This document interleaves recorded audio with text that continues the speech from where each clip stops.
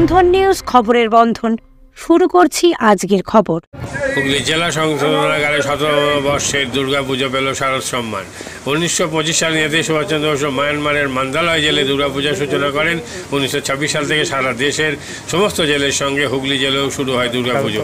এবার 17তম বর্ষে হুগলি জেলা সংশোধনাগারে সুপারের উদ্যোগে হচ্ছে দুর্গাপুজো। এদিন শারদ সম্মানের প্রদানের আগেই সুপার আশিক বণিক জানালেন, এবার দুর্গাপূজার দিনে জেলের আবাসিকদের খাদ্যের মেনু। শারদ উৎসবের দিনে সংশোধনাগারে পুজোয় দুর্গা মায়ের আরাধনায় সামিল এখানকার আবাসিক, স্থানীয় প্রতিবেশীরা। দর্শনার্থীদের এই পুজোর মণ্ডপ পরিদর্শন আহ্বান জানিয়ে নেতাজি সুভাষচন্দ্র বসু শুরু করা দুর্গাপুজোকে কুর্নিশ জানানোর আহ্বান সংশোধনাগারের সুপারের। মাছের মাথা দিয়ে বাঁধাকপির তরকারি, কাতলা মাছের কালিয়া আর মুগডাল তো রয়েছে। এটাকে আপনাকে চেক করে পারমিশন দিলে তবে ওরা পারবে না, আমাদের ডিসপিউট হয়ে গেছে। আমি এটা রেখেছিলাম ছবিগুলো পাঠানোর জন্য, অলরেডি চেক করে আপনি চেক করে দেওয়ার পরই তবে সেটা যাবে। না, আগেই চেক হয়েছে, এটা ছবি তুলতে ভুলে গেছিলাম, সেই জন্য এটা আমার কাছেই আসে আগে।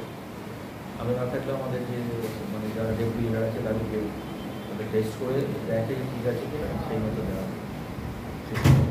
পুজোর সময় সংশোধনাগারের আবাসিকদের যে খাদ্য তালিকা, পুজোর একটা স্পেশাল মেনু, এটা তো একটা উৎসব, তাদের পুজো হচ্ছে জেলখানার মধ্যে, এই ব্যাপারটা নিয়ে বলুন, কী কী মেনু আপনারা রাখেন বা ওদের পুজোর দিন স্বাচ্ছন্দ্য দেওয়ার জন্য আবাসিক?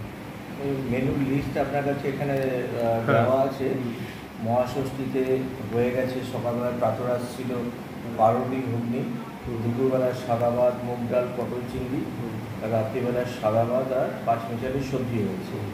আজকের মেনু, সপ্তমীর মেনু হচ্ছে মুড়ি ঘুগনি হচ্ছে সকালে, আর মধ্যাহ্নের মধ্যে হচ্ছে সাদা ভাত মুগ ডাল, মাছের মাথা দিয়ে বাঁধাকপির তরকারি আর কাতলা মাছের কালিয়া। আর রাতে হবে হচ্ছে রুটি আর চিলি চিকেন। আগামীকাল হবে হচ্ছে লুচি ছোলার ডাল ব্রেকফাস্টে, আর রবীন্দ্রভোগের চাল এর খিচুড়ি, কালকে যেহেতু অষ্টমী টোটালটাই আমরা নিরামিষ, ম্যাক্সিমাম সবাই নিরামিষ খাই। লাবড়া, চাটনি, পায়েস, পাঁপড়। নৈশভোজে হচ্ছে রুটি আলুর দম বোঁদে। নবমীতে হচ্ছে চিড়ের পোলাও প্রাতরাশে। মধ্যাহ্নভোজ হচ্ছে বাসন্তী পোলাও, মটন কষা, চাটনি। নৈশভোজ হচ্ছে রুটি ডিম তরকা। রুটি বিজয়া দশমী হচ্ছে লুচি সুজি সকালে। মধ্যাহ্নভোজ হচ্ছে সাদা ভাত মুগের ডাল আলু ভাজা আলু দিয়ে চিকেন। আর নৈশভোজ হচ্ছে সাদা ভাত ডিমের তরকারি মিষ্টি। আমাদের এটা সারা পশ্চিমবঙ্গের সমস্ত জেলেই হয়, জেনারেলি ওটা সপ্তমী থেকে হয়। আমাদের হুগলি জেলে আমরা এটা মহাষষ্ঠী থেকেই আমরা ওদের খাওয়ানোর স্পেশাল মেনুটার ব্যবস্থা করছি। এখানে কতজন আবাসিক আছেন এখন? এই আজকে হচ্ছে 461 জন আছে। এটা বাড়ে কম? এটা বাড়ে কম। যেহেতু এখানে নজরুল ছিলেন, সিয়াদ দাসের ছেলে ছিলেন, তা তাদের স্মৃতিতে পরবর্তীকালে কিছু করা, সেটা এই জন্য ব্যাপারটাকে আরও ভালোভাবে করা কিছু ব্যাপার পরিকল্পনা কিছু আছে? এটা তো সরকারিভাবে কিছু হয় না, এগুলো যে আপনাদের মতো যারা এনজিও যারা আছে তারা এই সমস্তগুলো করে। কারণ এর আগে আমাদের মানে যাতে আমাদের নজরুল কমিটি যেটা আছে তারা নজরুলের জন্মদিন মৃত্যুদিনের সমস্ত অনুষ্ঠান করে, বাইরেও করে ভেতরেও করে। মানে ভেতরে জাস্ট মালা দেওয়ার জন্য যায়, তো বাইরেও প্রোগ্রামটা খুব বড় করেই করা হয়। তো আমরা আমাদের তরফ থেকে যেরকম নেতাজি বার্থডেটা ভেতরে করি আমরা, আমাদের সমগ্র মানে আমাদের অধিবাসী যারা আছে আর কি, যারা ইনভেস্ট যারা আছে তাদের নিয়ে অনুষ্ঠানগুলো করা হয়। রবীন্দ্র জয়ন্তীতে রবীন্দ্রনাথের প্রোগ্রাম করা হয়। এগুলো সমস্ত আবাসিকদের নিয়েই করা হয়। এই জেলে বিশেষ বৈশিষ্ট্য হচ্ছে নজরুল আর সিয়াদ দাসের ছেলে পুত্র আর কি। এই ব্যাপারটাকে কি আর একটু হাইলাইট মানে জনসমক্ষে জানানো বা একটা স্মৃতিসৌধ করা, কিন্তু একটা তো আছেই, একটু বিশেষ করে মানে পাবলিক, এখনকার পাবলিক এটা অ্যাওয়ারনেস কম আর কি। হুগলি জেলে যে একটা ঐতিহ্য, ভারতবর্ষের ঐতিহ্যশালী জেলের মধ্যে হুগলি জেলে এটা অস্বীকার করার কোনো উপায় নেই। হ্যাঁ, সেইটার ঐতিহ্যটাকে একটু তুলে ধরার ব্যাপার কিছু সরকারি স্তরে বা এনজিও স্তরে কিছু করা যায় কিনা, বা আপনাদের মাথায় কিছু আছে? রামকৃষ্ণ মিশন তো আমাদের আসেন ভেতরে, ওনারা কিছু আমাদের সেলাইয়ের কাজ শেখায়, মেয়েদের গান আবৃত্তি এগুলো শেখায়। আর আমাদের যে উৎকর্ষ বাংলার একটা প্রোগ্রাম হয়, উৎকর্ষ বাংলা একটা সরকারি প্রজেক্টেরই একটা অঙ্গ। তাতে এই ইয়েদের আমাদের কাল্টিভেশন শেখানো হয়, ভোকেশনাল মেল যারা কনভিক্ট আছে তাদের আর কি। তো সেটা প্রায় প্রথম টার্মটা শেষ হতে চলেছে, মানে 6 মাসের একটা 8 মাসের একটা কোর্স ছিল, সেটা প্রায় শেষ হতে চলেছে। এই সামনে পরীক্ষা আছে, মানে পুজো শেষ হলে ওদের পরীক্ষা হবে, সেই মতো ওদের সার্টিফিকেট প্রদান করা হবে। আর এখানে যেটা আমাদের, মানে আপনারা তো এখানকার লোকাল লোক, আমাদের যতটুকু জানা আছে, মানে আমাদের ইতিহাস পুরোনো লোকেদের কাছ থেকে শুনেছিলাম যে জুবিলি ব্রিজ যখন তৈরি হয়েছিল তখন আমাদের আবাসিকরা যারা কনভিক্ট যারা ছিল সেই সময় এখানে তারা শ্রমদান করেছিল। জুবিলি ব্রিজের এটা বোধহয় আমাদের হিস্ট্রিতেও আছে, এই জেলের হিস্ট্রি যেটা আছে তাতে পড়া হয়। প্রায় 150 বছর আগেকার কথা, 125। 100 বছরের পুজোটা আশিস দ্বারা না বললে আমরা জানতাম না, আমরা ভাবতাম 100 বছর অনেক আগে বোধহয় পেরিয়ে গেছে। তো উনি বললেন যে না, 100 নেতাজির যে স্মৃতি যে কথাটা বললেন, যেটা আমাদের ওখানে বোর্ডে আপনারা লিখে রেখেছেন, আমরা খুব খুশি হয়েছি এবারে পুজোটাতে আশিস দ্বারা উদ্যোগ নিয়ে এটা আমাদের জানিয়েছে। পুজো তো আমাদের প্রত্যেক বছরই হয়, মায়ের ইচ্ছায় মায়ের পুজো আমরা খালি। পুজোটা কি সরকারি স্তরে খরচা না পারিপার্শ্বিক আরও সাহায্য হয়? না না, আমাদের পুরো সরকারি বলতে আমাদের স্টাফেদের এবং আমাদের চাঁদা দিয়ে পুজোটা হয়। এই গত 2 বছর ধরে আমরা সরকারি অনুদানটা পাচ্ছি। অনুদানটা পাচ্ছি, এটা তো একটা প্রাপ্য। এই সময় ওদের কিছু কালচারাল অনুষ্ঠান কিছু হয় বা সেটা আইনত নেই? আইনত বলতে ভেতরে আমরা পুজো কিনা দুটো পুজো একসাথে করা একটা অসুবিধা হয় বলে ওদের করি না, কিন্তু যারা কনভিক্ট যারা প্যারোলে যায় বাড়িতে, আমি বলছি সাংস্কৃতিক অনুষ্ঠান কেউ যদি কোনো পার্টিসিপেট করতে চায়, অনেকে তো আছে কালচার সাংস্কৃতিক অনুষ্ঠান, কেউ গান জানে একটা গান করলো। সাংস্কৃতিক অনুষ্ঠান একবার ভেবেছিলাম বাইরে করব আমাদের আবাসিকদের নিয়ে, বিশেষ করে কনভিক্ট আবাসিক যারা প্যারোলে মানে বাড়ি যায় বিনা পুলিশ কোয়ার্টে আর কি, তারা নিজেরা বাড়ি যায়, বাড়ির লোক নিতে আসে, আবার যখন প্যারোল শেষ হয়ে যায় 10 দিন 20 দিন তারা নিজেরা ফিরে আসে। সুতরাং তাদের কোনো পালানোর কোনো মানসিকতা আমরা পাইনি, যেহেতু তারা বাড়ি গিয়ে বাড়িতে থেকে আবার 10 দিন পর বাড়ি চলে আসে। তাদের নিয়ে একটা অনুষ্ঠান করার ইচ্ছে ছিল, কিন্তু এখন অব্দি হয়ে ওঠে। ওদের পারমিশন দিয়েছে, তো ওই কালকে আগামীকাল অষ্টমীর দিন আমরা ওই অঞ্জলির জন্য ওদের বের করবো। পারমিশনের জন্য আমরা ডিজিকে চিঠি দিয়েছি, এখন উত্তর পাইনি, হয়তো পেয়ে যাবো আজকে। অঞ্জলির দিন একটা ওরা বাইরে আসবে, পুষ্পাঞ্জলি দেবে মায়েদের পুজোর পাঠে। এমনি সন্ধ্যেবেলা করে ঠাকুর দেখতে আসতে পারে না, সেরকম যারা মানে কনভিক্টদের জন্য কোনো অসুবিধা হয় না, আন্ডার ট্রায়ালের জন্য প্রবলেম আছে। যারা এখন বিচারাধীন বন্দী আছে তাদের তো এইভাবে বের করা যায় না, যারা কনভিক্ট প্যারোলে যায় তাদের তো আমাদের পারমিশন আছে। তাহলে পুজোর কাজে হাত লাগায় কারা? সহজে এরাই কি না আপনারাই করেন? না না, পুরোটাই আমাদের স্টাফরা করে। এটা একটা বিষয়। স্টাফরা 2-1 বাইরের আমাদের প্রতিবেশী এখানে থাকে, তো তাদের 2-1জনকে আমরা নিয়েছি। এই সামনের বাড়ি যারা আছে তারাও আছে। আমাদের আগে ছিল এটা রিক্রিয়েশন ক্লাবের নামে পুজো ছিল, স্টাফ রিক্রিয়েশন ক্লাব ছিল আমাদের। তো সেটা উঠে গিয়ে এখন ওই দুর্গোৎসব কমিটি হয়েছে এটা পুলিশ। তো যারা মানে কমিটিতে আমরা বাইরের লোককেও রেখেছি, মানে যারা পাবলিক এই আশেপাশে যারা থাকে এবং দীর্ঘদিন থেকে পুজোর সাথে যারা জড়িত, পুজোতে আসে সবসময় মানে মানে অ্যাটেন্ড হয় আর কি, তাদেরও আমরা রেখেছি। তো চাকরি জীবন এই স্মৃতিটা যখন রিটায়ার হয়ে যাবেন কেমন লাগবে আপনার, কী বার্তা দিতে চান? হুগলি হচ্ছে আমার জীবনের মানে চাকরি জীবনে এই নিয়ে 3বার আমার পোস্টিং হলো এখানে। তো হুগলি জেলা আমি আমার দ্বিতীয় মানে ঘর হিসেবে, নিজের বাড়ি হিসেবে ভাবি। আমার তো দমদমে বাড়ি, কিন্তু অতি সুন্দর এই জেলার কালচার এত ভালো। মানে আমি চন্দননগরে কিছুদিন পোস্টিং ছিলাম, এখানে চুচুড়াতেও তো 3বার আমার পোস্টিং হলো। তো এখানে যে 12 মাসে 13 পার্বণটা এখানে বোঝা যায়, বাঙালিদের অ্যাকচুয়াল কালচারটা এখানে আমরা দেখতে পাই। হুগলির একটা বৈশিষ্ট্য, যেরকম কার্তিক পুজো হয় হুগলিতে, সেরকম মা দুর্গা পুজো, ওইদিকে সরস্বতী পুজো, চন্দননগরে জগদ্ধাত্রী পুজো। কম খরচে বিশ্বমানের আধুনিক চিকিৎসার হুগলির মিডল্যান্ড নার্সিংহোমে বাংলার বিশিষ্ট চিকিৎসকরা এই নার্সিংহোমে রোগীদের চিকিৎসা করেন। জটিল রোগের চিকিৎসার জন্য রোগীদের আর দক্ষিণ ভারত যাওয়ার দরকার নেই। হুগলির মিডল্যান্ড নার্সিংহোমে পাওয়া যাবে বিশ্বমানের আধুনিক চিকিৎসা পরিষেবা। এখানে প্রসূতি, মা ও সদ্যজাত শিশুদের বিশ্বমানের আধুনিক চিকিৎসা পদ্ধতিতে চিকিৎসা করে থাকেন গাইনো ও শিশু চিকিৎসকরা। দুপুর 12টা হোক বা রাত্রির 12টা, রোগীদের জন্য 24 ঘন্টা চিকিৎসা পরিষেবা বজায় রেখেছে হুগলির মিডল্যান্ড নার্সিংহোম। আমি ডক্টর মানস ঘোষ, আমি মিডল্যান্ড নার্সিংহোমের মেডিকেল ডিরেক্টর। বিশেষত্ব বলতে যেটা আপনি বললেন, একটা হচ্ছে এনআইসিইউ, নিউনেটাল কেয়ার ইউনিট। আমি বলতে পারি এটা আমাদের আশেপাশে হুগলি জেলায় নেই। নিউনেটাল মানে হচ্ছে যেটা বাচ্চা জন্মের পরেই প্রথম 28 দিনকে আমরা নিউনেট বলি, প্রথম ফার্স্ট 4 উইকস। তো এই সময়ে বাচ্চাদের সমস্ত রকমের চিকিৎসায় বলুন বা তাদের দেহের গঠন বলুন বা তাদের রোগগুলোই বলুন, সেগুলো সবগুলো অন্যান্য বাচ্চা মানে তার থেকে বড় বাচ্চার থেকে কিন্তু অনেকটাই আলাদা। এবং এই ক্ষেত্রে বাচ্চারা খুব সেন্সিটিভ হয়, বাচ্চাদের রোগ প্রতিরোধ ক্ষমতাও অনেক সময় কম থাকে এবং এগুলোর জন্য স্পেশাল কেয়ার লাগে নিউনেট, এবং তাদের পুরো চিকিৎসা পার্টটা একটা আলাদাভাবে তৈরি হয় প্রথম 28 দিনের জন্য।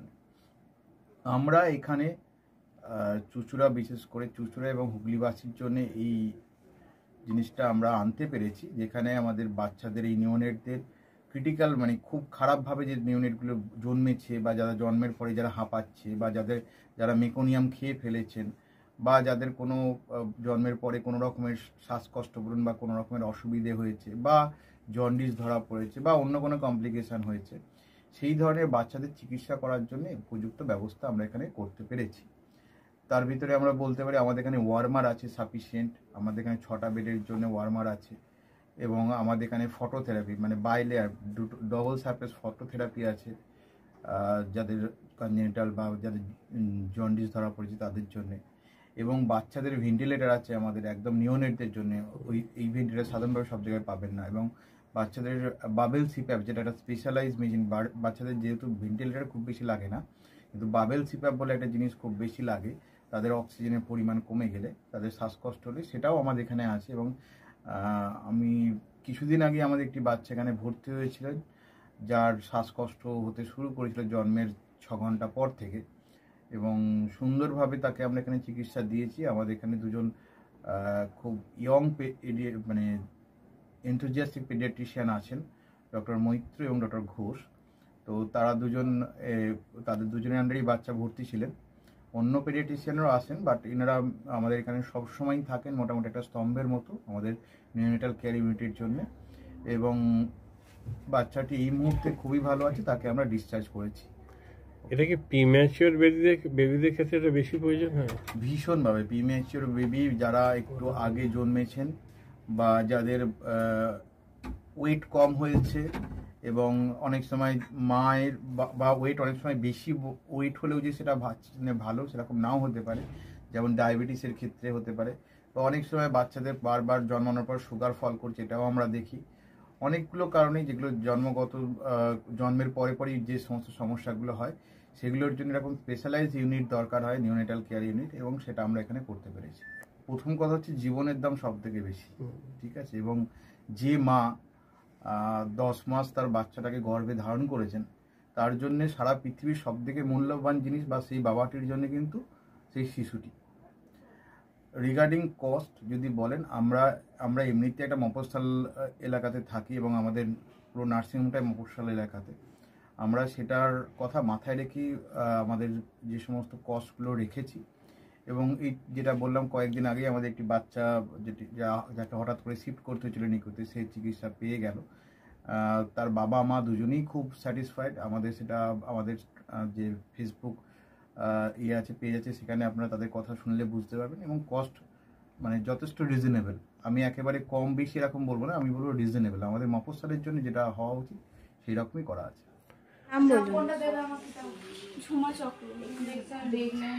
আপনার কি বাচ্চা আছে? কতদিন অ্যাডমিট ছিলেন এখানে? 4 দিন, আজকে 5 দিন। কোন ডাক্তারের মানে আন্ডারে হচ্ছে? কৌশিক ব্যানার্জি। আর বাচ্চাকে কে দেখছিল? শুভদীপ মিত্র, ডক্টর শুভদীপ মিত্র। বাচ্চার কি হয়েছিল? শ্বাসকষ্ট ছিল, হুম। আর স্যাচুয়েশন পাচ্ছিল না, তার- ফটোথেরাপি দিতে হলো। এটার জন্য শ্বাসকষ্টের জন্য কি করতে হয়েছিল? ভেন্টিলেশন দিতে হয়েছিল। প্রথম সকাল থেকে তো এমনি নর্মাল অক্সিজেন চলছিল, রাতের দিক থেকে আবার ভেন্টিলেশন দিতে হয়েছিল।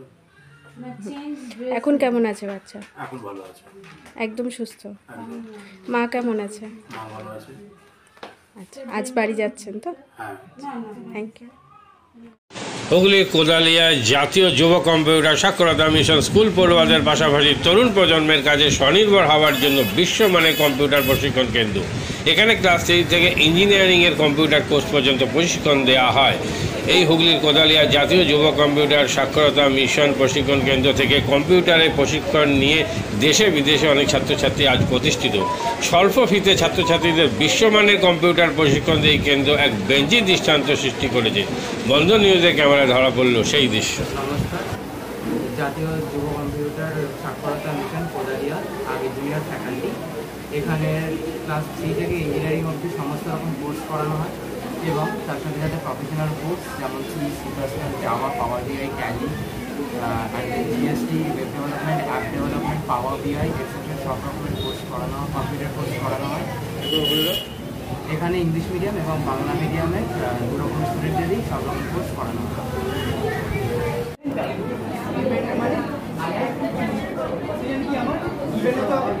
সেকেন্ড কি আমার ট্যালেন্ট গ্রুপ, রাইট? আমি এখানে কি করলাম, এই পার্টটা আমি বার করছি কাকে,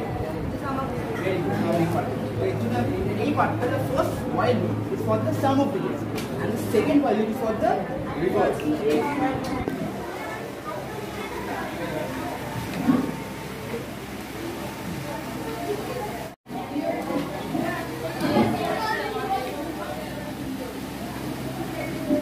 মাদকাসক্ত যুবকদের জীবনের মূল স্রোতে ফিরিয়ে আনছে চুঁচুড়া নবজীবন ফাউন্ডেশন। আজ থেকে 7 বছর আগে পথ চলা শুরু হয়েছিল এই সংস্থার। হুগলি জেলা থেকে শুরু হয়েছিল নবজীবন ফাউন্ডেশনের কাজ। আজ গোটা উত্তর পূর্ব ভারতে ছড়িয়ে পড়েছে তার ব্যাপ্তি।